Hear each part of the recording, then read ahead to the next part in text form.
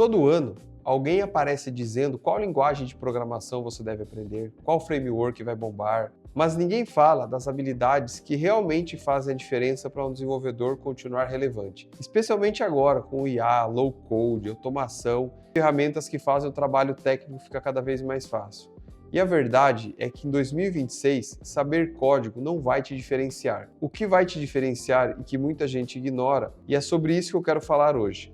Você vai entender as 5 habilidades que um desenvolvedor precisa dominar em 2026 e nenhuma delas é código. Bom, antes de começar o conteúdo do vídeo, peço que se inscreva, curta esse vídeo aí para me ajudar. Minha mãe continua não inscrita no canal, então me ajuda aí. Antes de entrar nas habilidades, eu preciso te explicar o contexto. A IA, ela gera código. O low code já cria telas. Vibe coding te ajuda a construir fluxos. Isso não significa que programar deixou de ser importante, mas significa que só programar não é mais suficiente. O mercado quer devs que pensam, não devs que só executam. Porque executar cada vez mais vai ser automatizado. Agora, pensar, isso não vai ser substituído tão cedo. Eu entrei na faculdade em 2007, me formei em ciência da computação. A quantidade de profissionais que entram e saem da faculdade realmente sabendo, tendo conhecimento técnico, são poucos. E eu não imagino que o mercado vai dar uma transformada ao ponto de não precisar mais desses profissionais. Eles continuarão sendo relevantes, eles continuarão sendo escassos, os bons profissionais continuarão sendo escassos. Por mais que a gente tenha inteligência artificial e todo o avanço da tecnologia, ainda assim eu não vejo, num curto espaço de tempo, inteligências artificiais substituindo por completo a necessidade desses bons profissionais. E agora, vamos aqui para a habilidade número 1. Talvez a mais ignorada de todas, que é o pensamento sistêmico. Se eu tivesse aqui que escolher apenas uma habilidade para um dev dominar em 2026, com certeza seria essa. Pensamento sistêmico é a capacidade de entender como tudo se conecta. É sair da bolha de uma tarefa técnica e começar a enxergar de onde o dado nasce, para onde ele vai, como ele volta, como ele escala, como ele quebra, quais são as consequências de cada decisão que estão sendo tomadas e o que acontece quando tudo isso funcionar junto.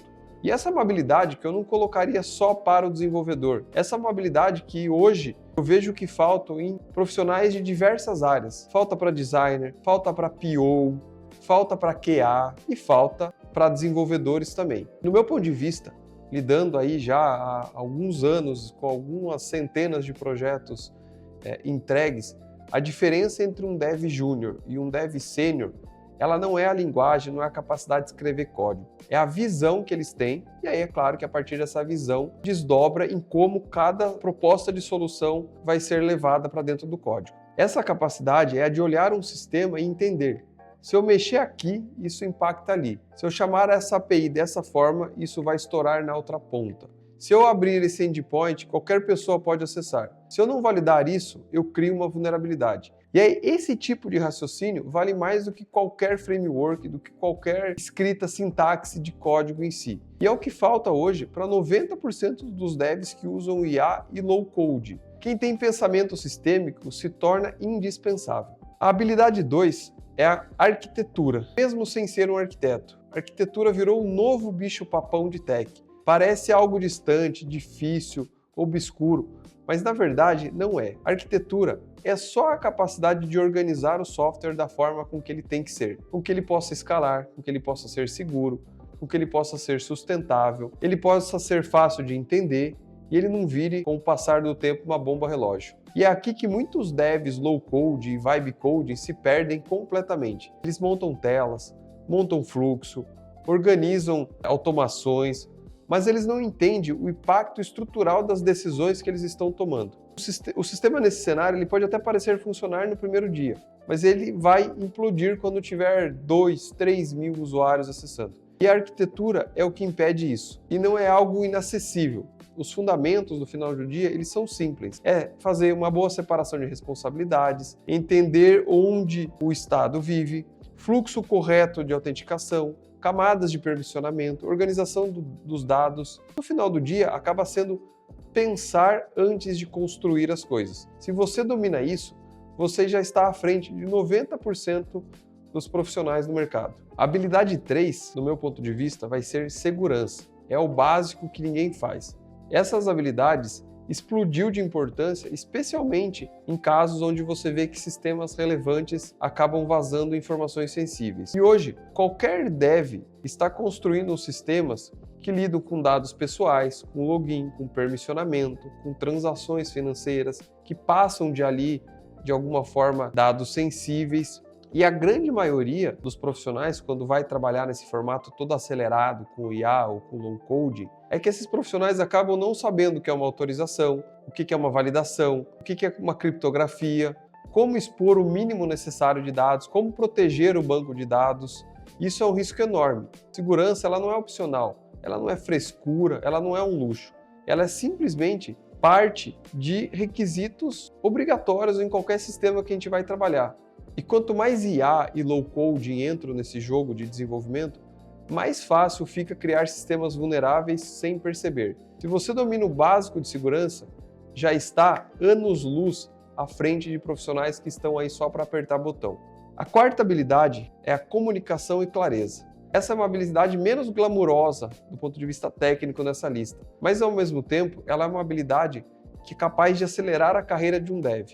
Comunicação clara para um profissional significa saber pedir ajuda do jeito certo, explicar um problema que está enfrentando com clareza, documentar o mínimo necessário, justificar decisões, saber fazer uma conversa com a liderança, com o time, com os stakeholders dentro de um projeto. A partir disso, fazer alinhamento de expectativa, redução de atritos. Isso destrava a produtividade no time inteiro. No final do dia, o profissional que sabe fazer isso acaba se tornando uma referência. E aí, esse profissional acaba se tornando alguém confiável. Um dev que se comunica mal pode ser muito bom tecnicamente, mas no final do dia ele vai acabar travando a equipe e travando projetos. E um dev que se comunica bem, ele acaba elevando projetos. É simples assim. Uma boa capacidade de comunicação eleva a percepção que as outras pessoas têm em relação ao seu trabalho. A quinta habilidade é a mentalidade de produto. 2026 é o ano em que devs que pensam como tarefeiros vão ficar para trás. O mercado quer time de desenvolvimento que entendam qual é o problema que isso resolve, quem é o usuário, por que isso existe, como eu meço sucesso, qual que é o custo dessa solução. A mentalidade de produto transforma um dev de executor em alguém que toma boas decisões. E boas decisões valem muito mais do que código. Para resumir tudo que foi dito, o futuro do desenvolvimento não é sobre apertar tecla, é sobre pensar. A IA executa, o low-code executa, o vibe code executa.